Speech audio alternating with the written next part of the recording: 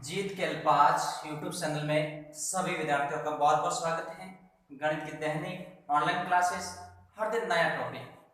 पिछला जो हमारा वीडियो था हम बात कर रहे थे वास्तविक संख्याओं के बारे में। वास्तविक संख्याएं क्या होती हैं उनके बारे में पूरी जानकारी दी थी। अब आज उसका अगला भाग जो है संख्याओं की अपरिमेयता। अपरिमेय संख्या की जानकारी आपको दी थी, परंतु आज उनको सिद्ध करेंगे कि कैसे √2 है, √3 है और √5 ये अपरिमेय संख्या होती हैं। किस प्रकार आप उनको सिद्ध करेंगे। अब इनको सिद्ध करेंगे तो इनकी तीनों की जो भाषा आएगी, प्रश्न के अंतर सरल करेंगे, वो भाषा तीनों की सेम है। कोई भी प्रश्न को हल करेंगे तो भाषा जो आएगी वो सेम है, केवल अंक बदलेंगे। जहाँ 2 वाला प्रश्न करेंगे तो 3 वाला करेंगे, तो जहाँ 2 की जगह 3 लिखना है, वर्ग करेंगे तो वो चेंज हो जाएगा। बाकी जो भाषा है वो सेम है। तो आपको एक प्रश्न पर समझते हैं √2 वाला, बाकी प्रक्रिया सेम है, पूरा आपको आसानी से समझ में आ जाएगा। सबसे पहले हम सिद्ध करेंगे √2 वह है वो अपरिमेय संख्या किस प्रकार होती है। इसमें थोड़ा बहुत है भाषा वाला होता है जो आपको समझना होता है। तो आज हम करेंगे, आपको एक प्रश्न दिखाते हैं। √2 एक अपरिमेय संख्या, अपरिमेय संख्या ठीक है, अपन को इसको सिद्ध करना है। तो सबसे पहले क्या करना है कि जब भी अपन इसको अपरिमेय संख्या सिद्ध करेंगे, पहले क्या इसको मानना पड़ेगा सही रूप में, यानी परिमेय संख्या इसको मानेंगे। जैसे इस प्रश्न को अपन सरल करेंगे, पहले अपन इसको परिमेय संख्या मान के सरल करेंगे। तो लिखेंगे इसमें माना कि √2 एक परिमेय संख्या।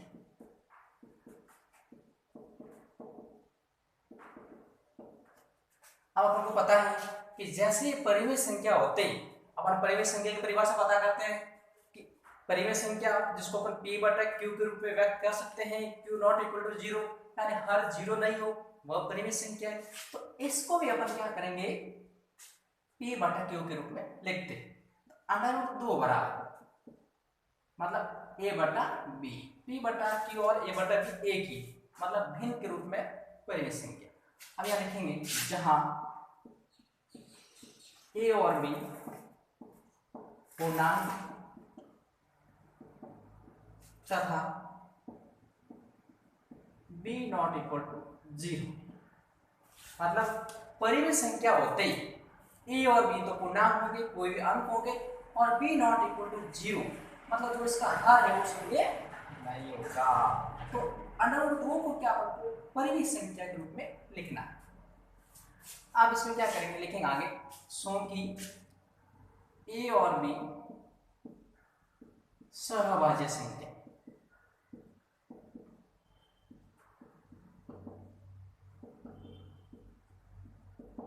a और b कैसी हैं, सहभाज्य संख्या हैं, अर्थात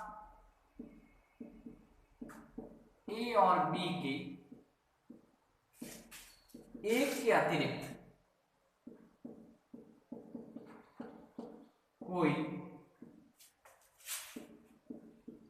सर्वनिष्ठ गुणनखंड नहीं है। यहां अपन को समझना है, ये तो अपन को परिमेय संख्या के हिसाब से पता ही है, पूर्णांक होते हैं और हर एक शून्य नहीं होता है, परंतु यहाँ a और b सहअभाज्य संख्या है।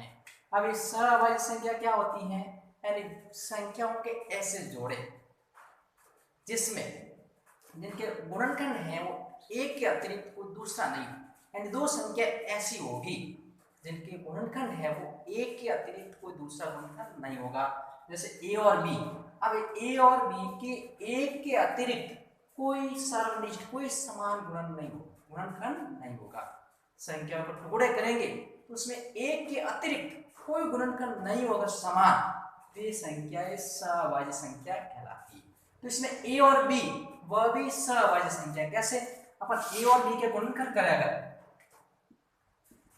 a में a का भाग जाएगा और b का भी गुणनखंड करेगा तो b में भी b का भाग। तो देखिए दोनों का एक ही गुणनखंड आ रहा है, दोनों में कॉमन एक ही, इस एक के अलावा कोई सर्वनिष्ठ गुणनखंड नहीं है। तो इसका मतलब ए और बी कैसी होगी, सविभाज्य संख्या। यहाँ थोड़ा ध्यान देना, ये कथन समझना है, इस ए और बी के एक के अतिरिक्त कोई सर्वनिष्ठ गुणनखंड नहीं है।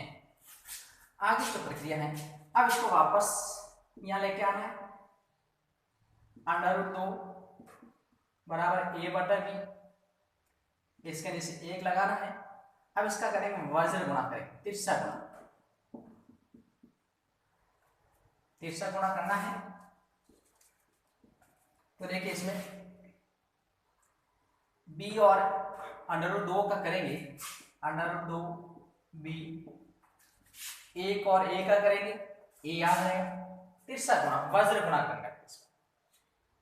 अब क्या करें, इसके बाद दोनों पक्षों का वर्ग, दोनों पक्षों का वर्ग करेंगे। इसका वर्ग करना है, अंडर 2b का वापस 2b, वर्ग का मतलब उसी संख्या को उसी संख्या से गुणा। इसका तो हो जाएगा 2, इसका हो जाएगा b स्क्वायर, तो b और b का b स्क्वायर, इसका अंडर 2 का 4 और 4 का वर्ग कितना होता है, तो 2b स्क्वायर। इसका जो आगे वाला स्टेप आ जाएगा 2b स्क्वायर आ जाएगा। इसका भी करते हैं, a का तो a स्क्वायर हो जाएगा। यहाँ पर अपन को इसको समीकरण फर्स्ट कर लेना है, क्या आगे काम आएगा, वज्र गुणा करना है। अगला जो स्टेप दोनों पक्षों का वर्ग करना है। अब आगे की जो प्रक्रिया है वो यहाँ से मिटाते हैं, फिर आपको पूरा समझ में आ जाएगा।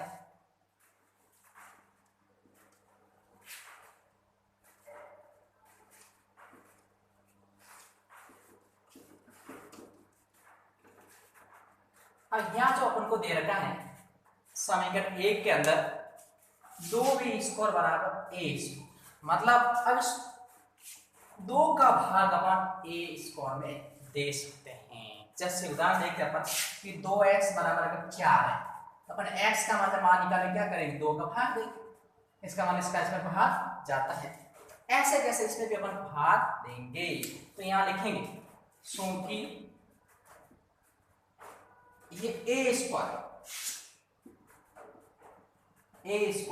2 से विभाजित है, यहां से देखेंगे इसमें भाग देंगे तो जो a स्क्वायर है वह 2 से विभाजित है, मतलब a स्क्वायर में 2 का भाग जाएगा, इसलिए a भी 2 से विभाजित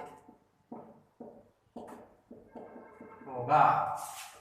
जब a स्क्वायर है, किसी संख्या का वर्ग अगर किसी संख्या से विभाजित उसमें भाग जा रहा है, उस संख्या का आधार भी विभाजित होगा, a भी 2 से विभाजित होगा।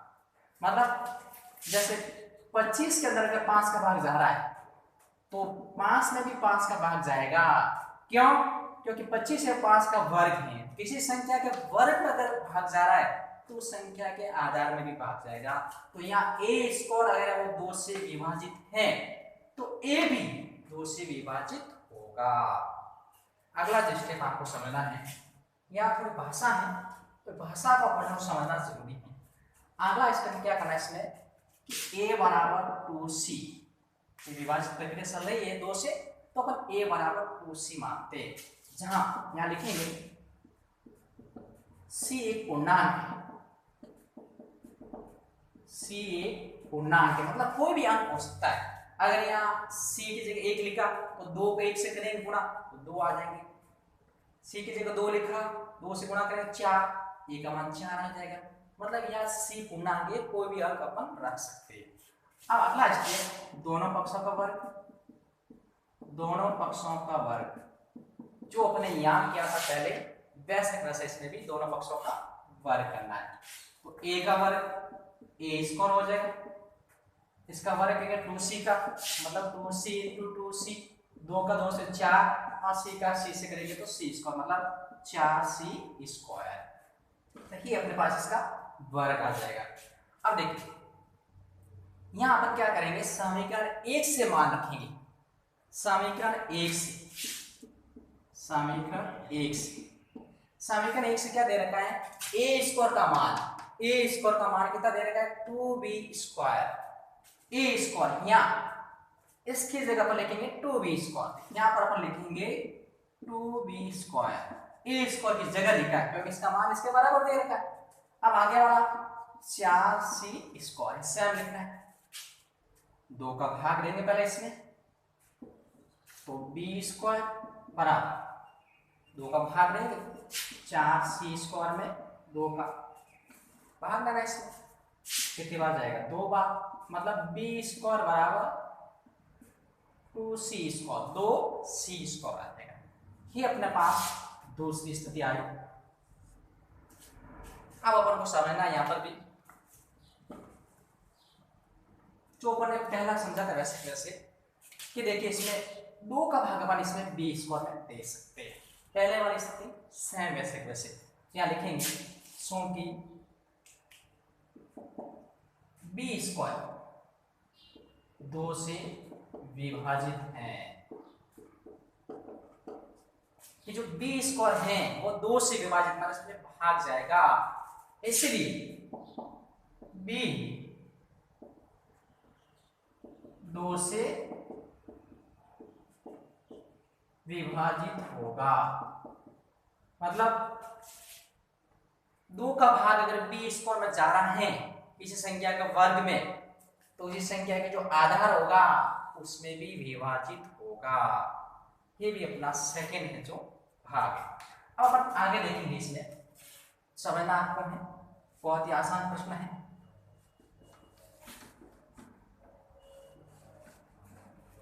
अब अपने पास क्या आया है, 2 स्थिति आई कि a भी है वो 2 से विभाजित है और b भी है वो 2 से विभाजित है।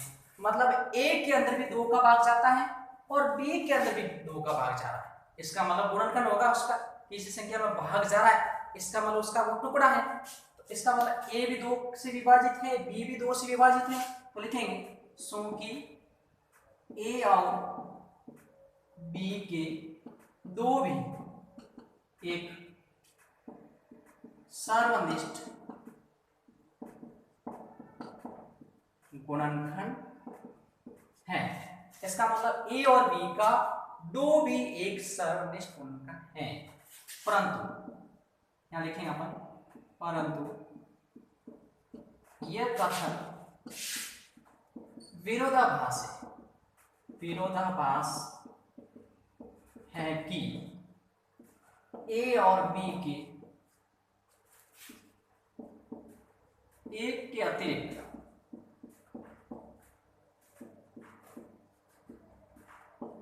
कोई सर्वनिष्ठ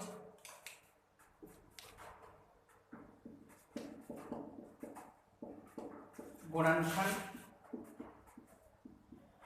नहीं है।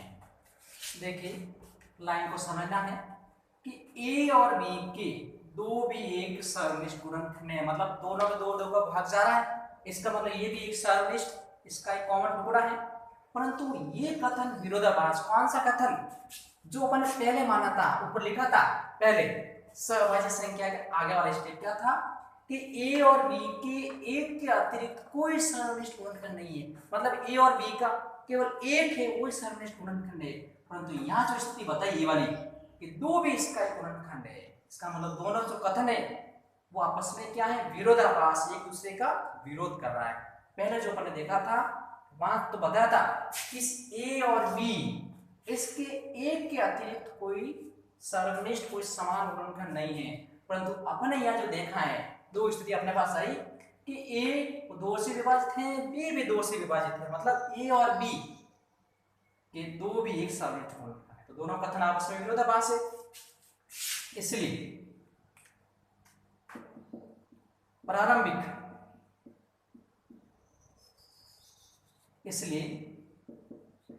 में ली गई परिकल्पना गलत है। इसलिए जो अपन ने प्रारंभ में माना था, परिकल्पना से माना था कि √2 एक परिमेय संख्या, ये अपने माना था केवल परिकल्पना, प्रारंभ में ली गई परिकल्पना जो अपन ने केवल माना था, आगे लिखा था माना कि √2 एक परिमेय संख्या है, वो अपने केवल परिकल्पना माना थी, वो क्या है, गलत हो जाएगी। जब दोनों कथन एक दूसरे के विरोध हैं, विरोधाभास हैं, तो परिकल्पना गलत हो जाएगी। अतः √2 एक अपरिमेय संख्या है। परिमेय संख्या, अतः √2 एक अपरिमेय संख्या है। जब कथन गलत हो जाएगा, अपन ने माना था कि √2 एक परिमेय संख्या है, परंतु वो परिकल्पना पहले वाले गलत है, इसका मतलब परिमेय संख्या नहीं है, तो क्या हुआ? अपरिमेय संख्या। इस प्रकार अपन प्रश्न संख्याओं की अपरिमेयता पर सिद्ध कर सकते हैं। ये प्रश्न बहुत अच्छा है, आप अभ्यास करेंगे। इसमें थोड़ी भाषा लिखना होता है और भाषा सेम है। √2 का प्रश्न किया है, ये है। √3 का करेंगे तो यहाँ 3 आ जाएगा, वर्ग करेंगे तो 9 आ जाएगा। बाकी जो प्रक्रिया सेम है। 5 का अगर करेंगे अपन तो 5 नहीं, यहाँ 5 आ जाएगा, ये 5 से विभाजित है, ये भी 5 से विभाजित है, और वर्ग करेंगे तो 25 हो जाएगा। तो प्रक्रिया सेम है, परंतु प्रश्न एक ही है। तो आपके लिए एक होमवर्क है कि आप √3 और √5 इन दोनों का प्रश्न करके आप हमारे कमेंट बॉक्स में बताना जो मैंने प्रश्न किया है। आप ऐसे कैसे प्रश्न करके आप हमारे कमेंट बॉक्स में बताएं कि √3 और √5 की एक अपरिमेय संख्या। वीडियो को अधिक से अधिक विद्यार्थी तक पहुंचाएं। धन्यवाद।